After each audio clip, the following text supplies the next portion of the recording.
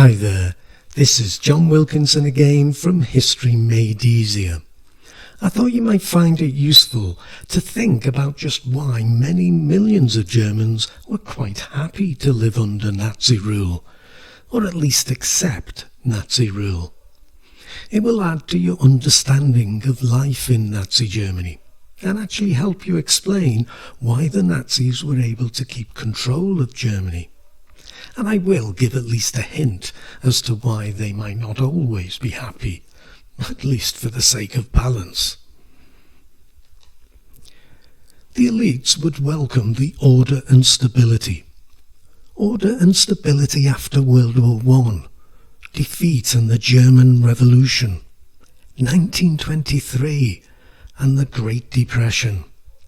And remember, the economy remained in private hands. And it was the big firms that benefited the most from the Nazis' guns before butter policy. The likes of IG Farben and Krupp. Big business made big profits. The large landowners were left alone too.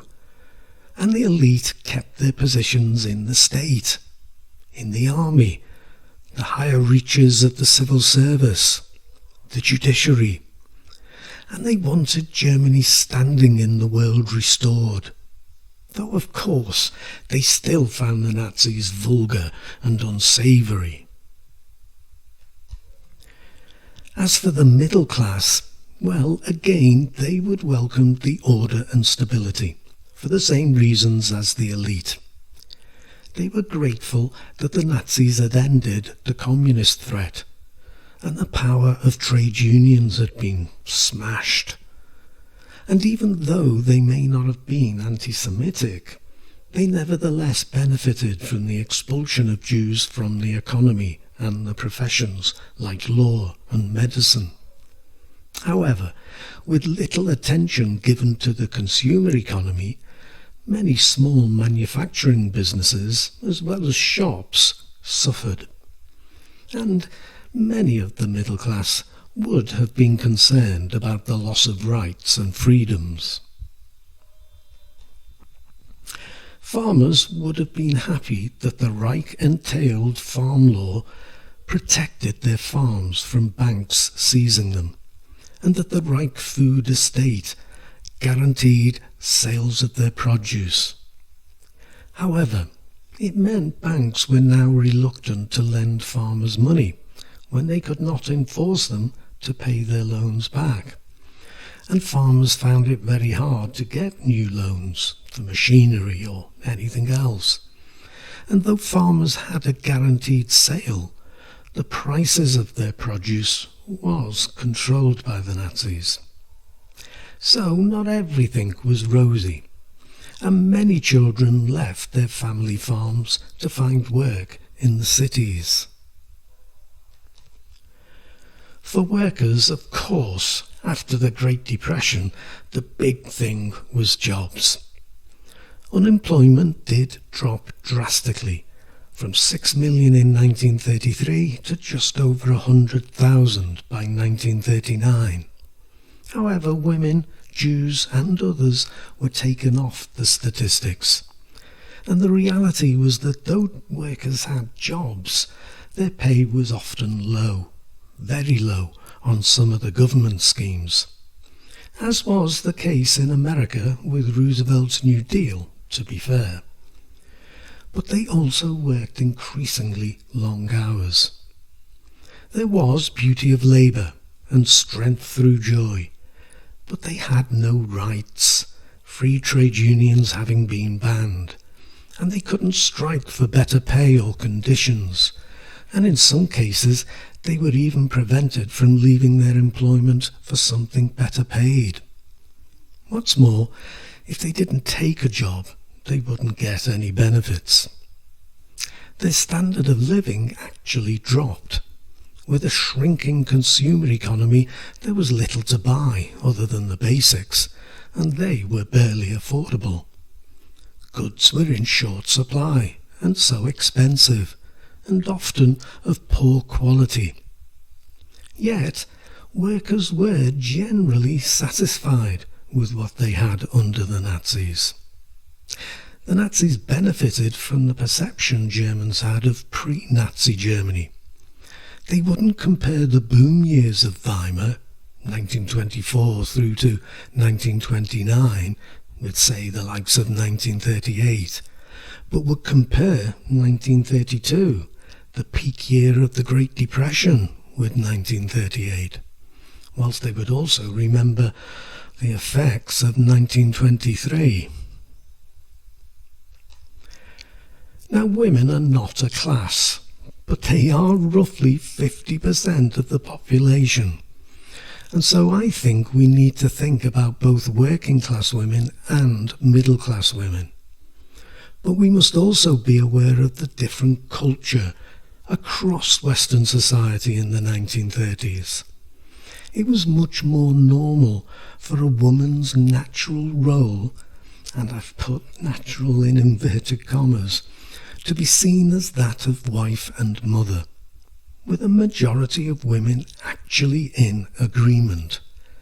So Hitler's separate spheres and his emphasis on increasing the birth rate wasn't as out of sync as we might think today.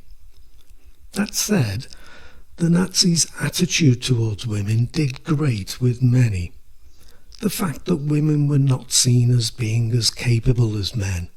For example, women were not allowed to serve on a jury, either because it was feared that they were unable to be unemotional, or that they were unable to think rationally.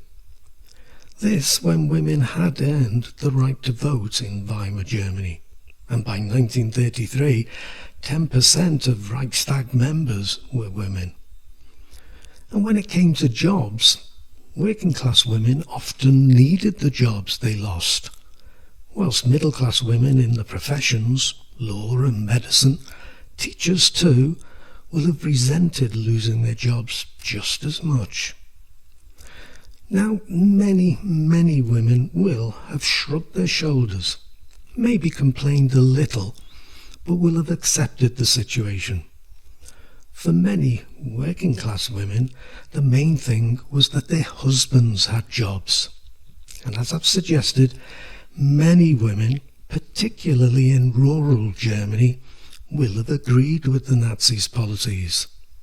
But at the same time, many other women will have resented the way they were being treated. As for Jews and other minorities, of course, there was nothing positive about life under the Nazis for them. But the question is, why didn't more Jews see the writing on the wall and flee Germany? Well, two reasons immediately come to mind.